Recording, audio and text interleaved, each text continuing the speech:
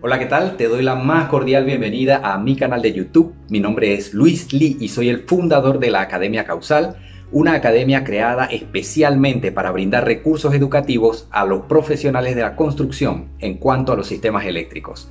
Hoy te traigo un tema súper interesante que tiene que ver con cómo calcular correctamente y paso a paso el cableado o los conductores de un sistema eléctrico. Vamos a verlo.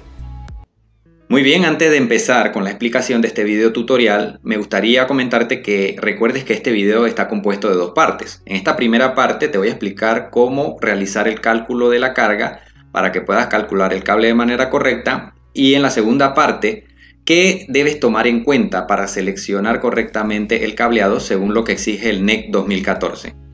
Recuerda que lo primero entonces es calcular la carga eléctrica total en la unidad de voltiamperes que va a tener el circuito eléctrico del cableado que vas a seleccionar.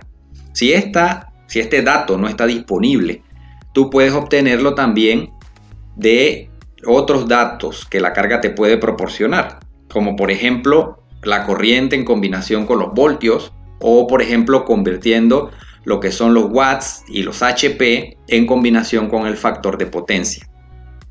Y la pregunta entonces es, bueno, ¿cómo calculo la carga total de mi circuito?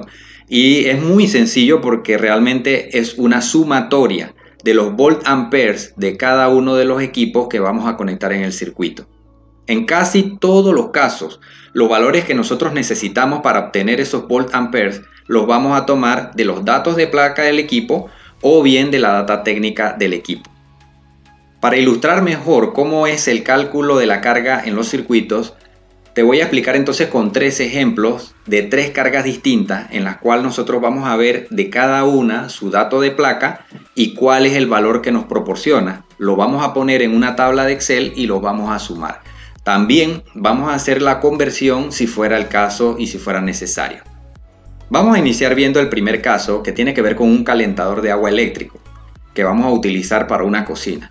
En este caso, nosotros vamos a tener que el calentador, el dato de placa, nos da lo que son los watts de potencia real.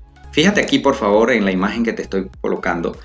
Nosotros vamos a tener un consumo de 8500 watts y un voltaje de operación de 240 voltios. Vamos a introducir esos datos en nuestro cuadrito de Excel, donde, eso sí, te quiero hacer la observación de que las celdas que ves en amarillo en el cuadro de Excel son los datos que nosotros ya conocemos, y las celdas que ves en color celeste son los datos que el Excel está calculando y que ya previamente le hemos hecho una pequeña fórmula para que lo calcule. Entonces, en este primer caso del calentador de agua, ahí puedes notar que colocamos los 8500 watts en la columna donde dice potencia real, y automáticamente el cuadro de Excel nos calcula la potencia aparente en voltamperios. En este caso, como el water heater o el calentador de agua es una resistencia, tiene un factor de potencia unitario, por lo cual la potencia real es igual a la potencia aparente. En el segundo caso vamos a tener entonces lo que es un circuito de luces. En este circuito de luces nosotros vamos a obtener la data que necesitamos para calcular la potencia aparente directamente de lo que es el balastro electrónico del equipo. Estamos asumiendo que estamos alimentando luces de tipo fluorescente. Vamos a ver el balastro y los datos que tiene. Como puedes ver aquí en el balastro electrónico, nosotros vamos a tener un voltaje de entrada de alimentación para el balastro de 220 voltios y una corriente de 0.17 amperios. Para nuestro caso lo hemos modificado un poquito y hemos asumido que el voltaje es de 120 voltios y la corriente la hemos mantenido igual. Lo único que esto cambiaría es que nuestra lámpara, en vez de utilizar tubos de 36 watts, utilizaría entonces tubos de 18 watts y podría funcionar entonces en nuestro sistema de ejemplo que tenemos para este caso. En el caso del último circuito al cual le vamos a calcular la carga para seleccionar el cableado, es el de un aire acondicionado. En este aire acondicionado, en la unidad externa, nosotros vamos a tener dos cargas, que son el motor del compresor y el motor del abanico. Vamos a ver entonces cómo se ven los datos de placa de este aire acondicionado en su unidad externa. En este caso, nosotros vamos a ver que tenemos un dato que se llama RLA o Rated Load Amperes, que es 16.7, y tenemos un FLA o Full Load Amperes, que se refiere entonces a la corriente que demanda el abanico de la condensadora.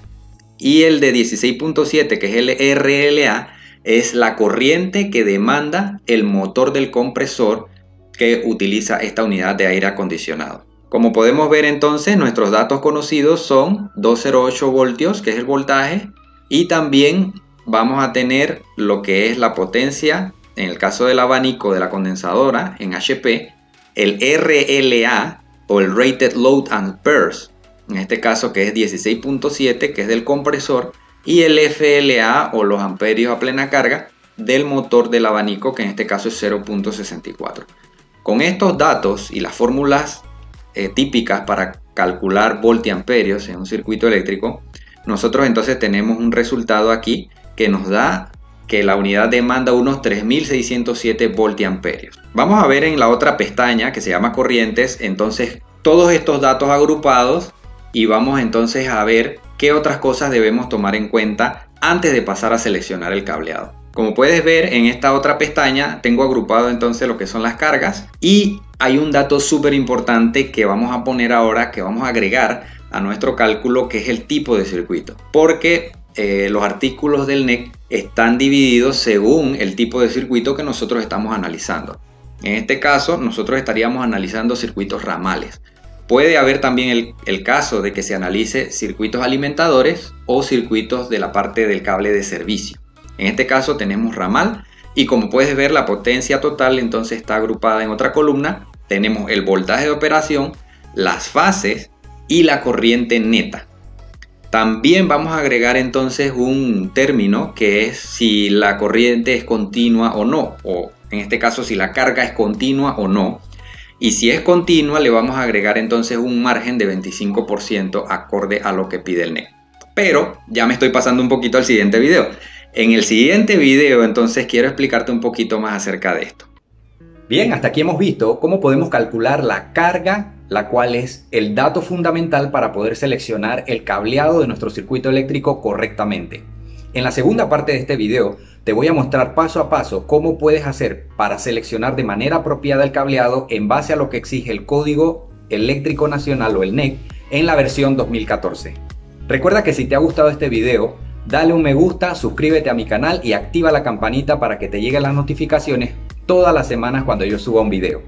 También puedes dejarme un comentario aquí en este video y decirme de qué otras cosas te gustaría que hablara aquí en los videos que hago en mi canal. Recuerda que la temática de este canal es acerca de sistemas eléctricos aplicados a la construcción de edificios. Espero verte pronto en otro video y que la pases súper bien. Hasta luego.